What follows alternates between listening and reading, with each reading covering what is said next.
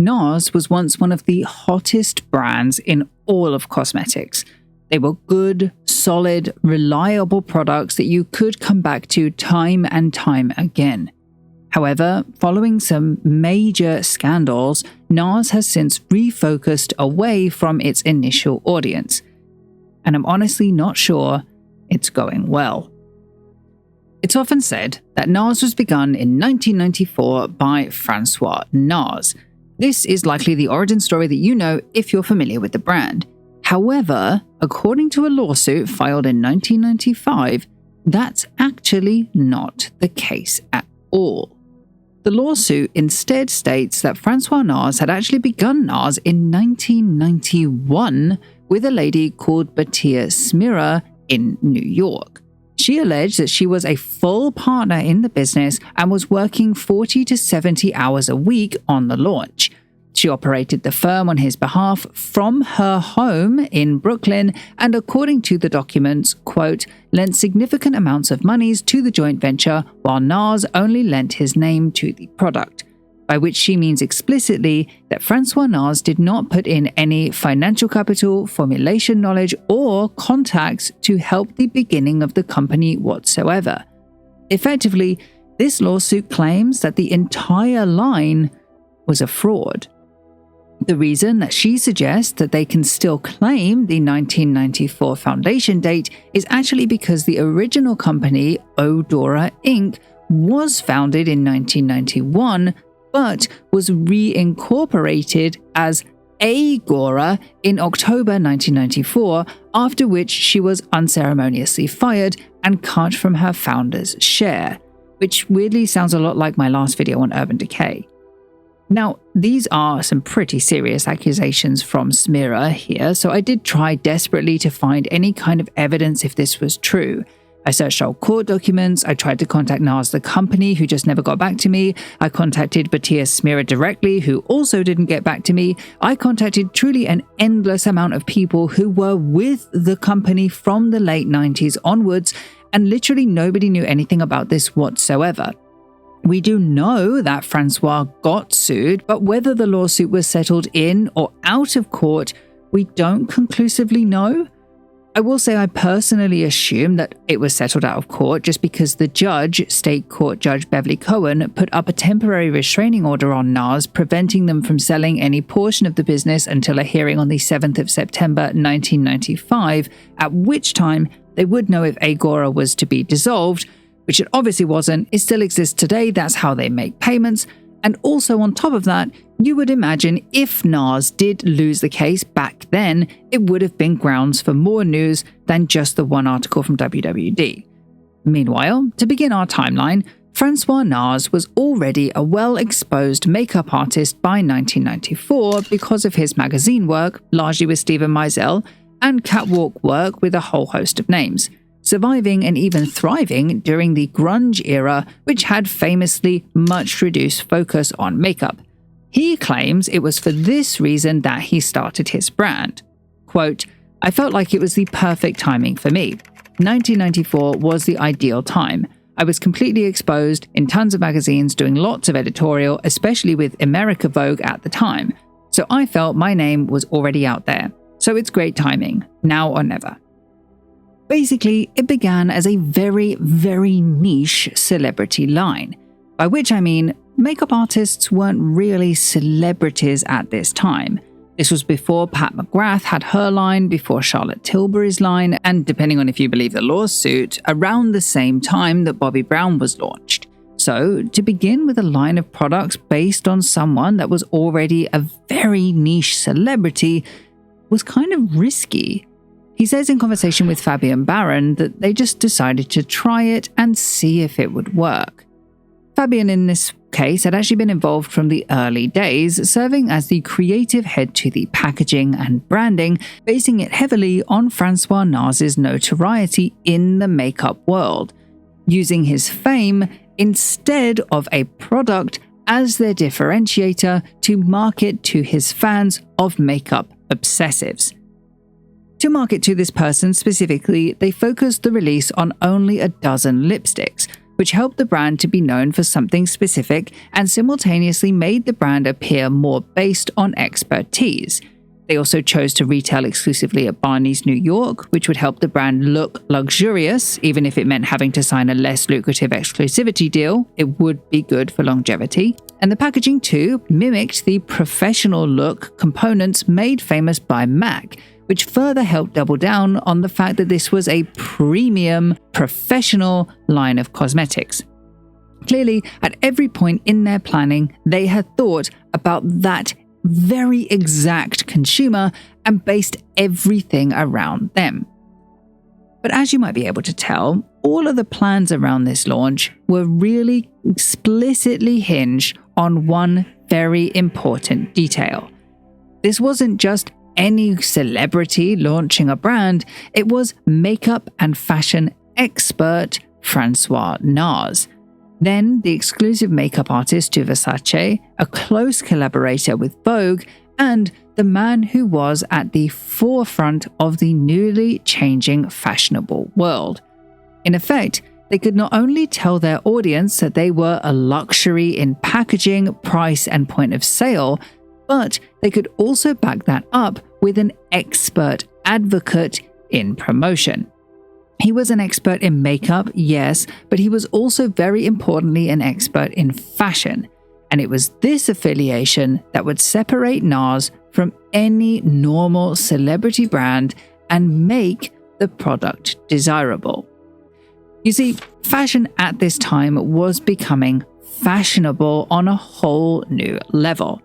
Ever since Anna Wintour smashed through the barriers with her first Vogue cover in 1988, there came a slurry of fashion-forward movie and TV shows like Pretty Women in 1990, The Nanny beginning 1993, and obviously Clueless in 1995.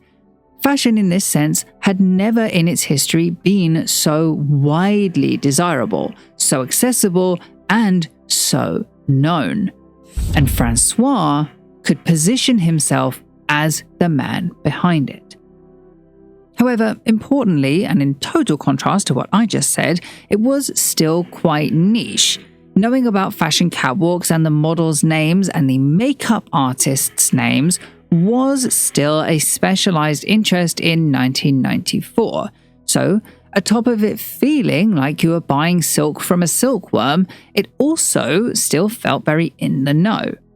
Despite this, neither of these two aspects of the launch were explicitly planned past the "I'm famous, so maybe people will buy" sentiment that he expressed in the aforementioned interview, but that didn't really matter. NARS really did have a differentiator, and it was an exceptionally solid one. In fact, if it wasn't for the $3 million lawsuit asking for Agora to be dissolved, which came the following year, honestly, I would say this was a pretty exceptional launch. The packaging, the semi-unintended differentiator / point of view, and good product focus with a legacy point of sale. The brand quickly expanded, including into the UK, into nail polishes, and into a multiple-use stick pigment, which was a bestseller for the brand in these early days. By 1996, they had a team of 12 staff, which is quite impressive considering most businesses go bust before the first year. It was also in this same year that NARS had their first ad campaign, which was Alec Weck, shot by Francois himself, something he did at first to save money but ended up going so well that it became a signature for the brand. Around the same time, they expanded into Canada, Australia, mainland Europe, Hong Kong, and Singapore, but by 1999, the final piece of the brand puzzle would already be noted when NARS himself would begin naming the products with more controversial names, specifically with the goal of getting more customer attention. And it worked extremely well. They created their most iconic product even to this day, the Orgasm Blush. In that same year, NARS made $10 million at wholesale. However, while I say that the goal of that was to steal customer attention, it's not entirely true that that was their end goal. Because in all of this time, much like Urban Decay, they had another end goal in mind: a sale. You see, in 1999, there were rumors that both LVMH and Shiseido were inquiring into a sale of NARS. Quote, "Several companies have contacted us and have expressed interest, but it's premature to discuss anything," said a spokeswoman for Agora Cosmetics Incorporated. In the end, in the year 2000, NARS was sold to Beauté Prestige International, a division of the Shiseido Group. Francois was to remain as the artistic director, photographer, and copywriter with an admittedly unusually high amount of creative control. But this was also mutually beneficial.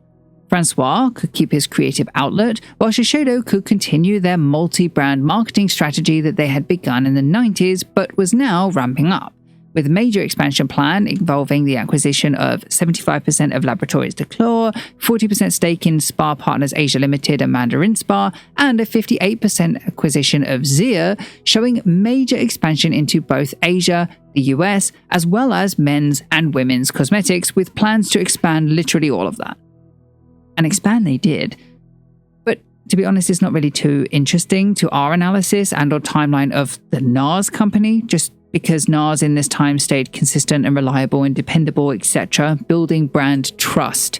So instead of boring you with all the small details of that, here's a quick timeline of some of the key highlights of areas of expansion over the next few years. So 2002, they launched NARS Skin. 2008 launched their first YouTube video. 2009, Francois NARS returned to the catwalk after a decade to do the Autumn-Winter 09 Marc Jacobs show. In 2009, they launched the 1515 book of 15 celebrities personifying 15 products. 2010, they launched into Korea, which was soon to be one of their biggest markets. Do remember this point, it does come back.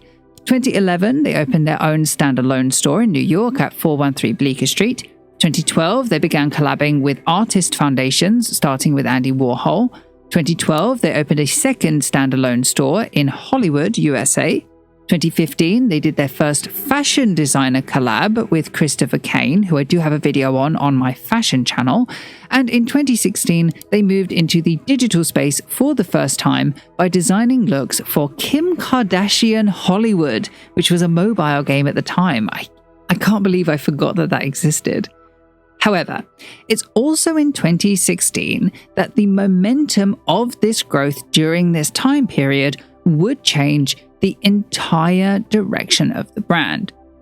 You see, thus far, save for Korea, their biggest markets had been in the West.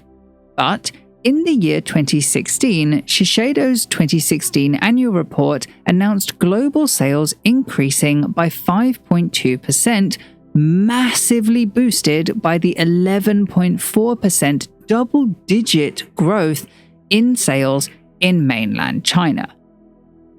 And this is a huge market to crack.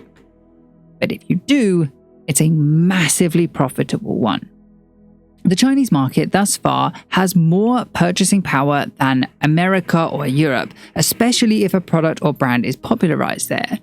And this, they thought, could be their ticket to major sales. Given how successful they had been in Korea, they thought this was a sure bet. In 2017, NARS announced their plans to move into the country, and their original customers were not happy. You see, this was before the Chinese laws were amended to acknowledge science conducted abroad, meaning that at this time, in-country testing on animals was a requirement to deem a product safe in China. It caused a major scandal. Quote, "Given the overwhelming backlash, NARS broke its silence today and directly assessed its customers with an Instagram post. We want you to know that we hear you," the company wrote. "The global elimination of animal testing needs to happen. We firmly believe that product and ingredient safety can be proven by non-animal methods, but we must comply with the local laws of the markets in which we operate, including in China. We have decided to make NARS available in China because we feel it is important to bring our vision of beauty and artistry to fans in the region. NARS does not test on animals or ask others to do so on our behalf, except where required by the law." Basically, they were going to do it whether the West liked it or not. They wanted the Chinese market and were willing to abide by the local laws in order to get it. Of course, this only added fuel to the fire, and many people in the West dipped out of supporting the company there and then. something which wasn't exactly too hard to do, as by this point there were already many alternatives in the market with the same differentiator as NARS. We had Charlotte Tilbury, Bobbi Brown, Pat McGrath. There really wasn't a key distinguisher between NARS and their competitors in the West anymore. So, for customers, it was easy to move on from the brand. And for the brand, it meant that they had a more open market in China. In this sense, going into China was a good plan for the company as a company because it seemed like a more reliably fruitful, less risky, less competitive bet. They had plans to open 4 standalone stores in Shanghai, Beijing, Hangzhou, and Nanjing, and the Chinese customers were very, very excited. They had long been importing the product themselves from holidays abroad, enough that NARS already had 20,000 fans on Weibo well before their announcement. It was even estimated that they would make $855 million by 2020 with this move. They did continue to push themselves in the West, obviously, why lose a market if they don't have to, but it was very clear from this moment on their true focus would be on China. For the West, they did produce a few things. They produced Naomi Campbell's first ever beauty campaign in 2019. For their 25th anniversary, they re-released their original 12 shades, followed by 60 more, and they launched their first fragrance, which I assume flopped because I've never heard of this before researching for this video, and they only ever produced 1 fragrance. But that wasn't the only thing that was flopping. Save for the Naomi Campbell campaign, which did get a decent amount of positive press, the difference in media discussion of NARS before and after the announcement in the West was very, very stark.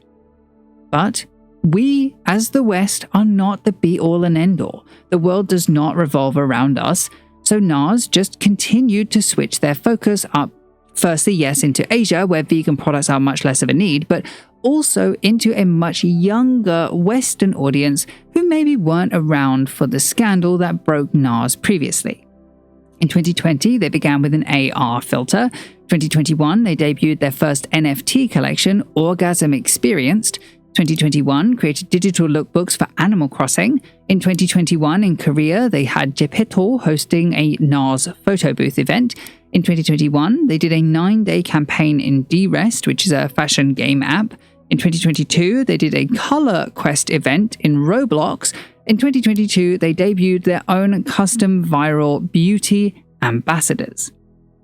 This one we're going to stop on because their names were Maxine, Chelsea, and Sissy, and they're based around the current NARS products, which gave them unique personalities for people to engage with. But the thing to notice about this is that they were all very explicitly set up for the Chinese market. Quote, within Asia, there has been widespread adoption and acceptance of virtual avatars, Fierro says. Having a trio of branded influencers unlocks a new level of creative execution for us. China's virtual idol industry is becoming increasingly lucrative. Its virtual people market is forecast to reach RMB 270 billion, which is about $40.47 billion by 2030, according to artificial intelligence tech platform Qubit AI. Basically, for their Chinese target market, virtual influencers have firstly a lower cost and secondly a higher engagement rate. And frankly, they're not exactly new either, so the pushback one might expect of this campaign in the West is a bit old hat in Asia, where there are a plethora of virtual celebrities, mainly between China and Japan, including but not limited to Hatsune Miku, Lo Chanyi, AIE, Plastic Boy, and if you stretch a little bit, to all of the Line friends or Kakao friends even in Korea, who are so popular that there is a Kakao bank. So in that sense, this was NARS's vie for some very cheap and controllable influencer marketing that may just see them get a wider audience in the area. But was it enough? Since 2017, they have been in China, and it doesn't seem that they have had as much growth as they were expecting. While doing research for this video, I also happened to go to Shanghai, where I found that it had very little presence in the beauty market in general, significantly less than, say, Dior, which was absolutely everywhere. Though I should say really explicitly that the laws have been changed by this point, no cosmetic brand retailing in China has to test on animals anymore. But it did strike me as odd that for a brand that hinged their success so strongly on the Chinese market, that they had let it slip so much. Obviously not wanting to go on my first impressions, I asked my friend Taylor about this, who lives outside of Shanghai, and he said, quote, "This is really popular now, and their concealer and foundation are really popular as well. But I feel the problem was that it's a luxury price point, but does not give the same luxury experience as other brands like YSL, Armani, and Chanel. It's more popular in the beauty community, but everyday consumers don't really know much about it. I don't think it has much hype anymore. I think also because Chinese brands are doing great and using more Korean brands, and if people want to spend money, they rather put more money in Chanel." So in effect, my first impressions were correct. They weren't as widely popular or known in China as they had once been in the West. Their punt to make more money in a new market just didn't do as well as they hoped. And maybe they know it too, because in 2024, they went into two much more risky markets. Firstly, they went into India, which is risky only because they're a much more premium brand, and historically it has been hard for premium foreign brands to find footing in India. And secondly, they also expanded into Israel, opening their first store in the country of Israel in March 2024 in Haifa. Now, obviously, a ceasefire has been called and aid is coming as of recording this, so the risk of expansion into the area is diminishing. But regardless of their political leanings or absence of political leanings, I'm just curious if no one at NARS thought it was risky opening a store in Israel during the absolute height of the discourse around their war, which on either side may have risked another very unwanted scandal. Also, I want to point out that I'm not saying they're the only brand that's opened stores in Israel during this time. I know at least Victoria's Secret did too, and they have also similarly seen no discussion.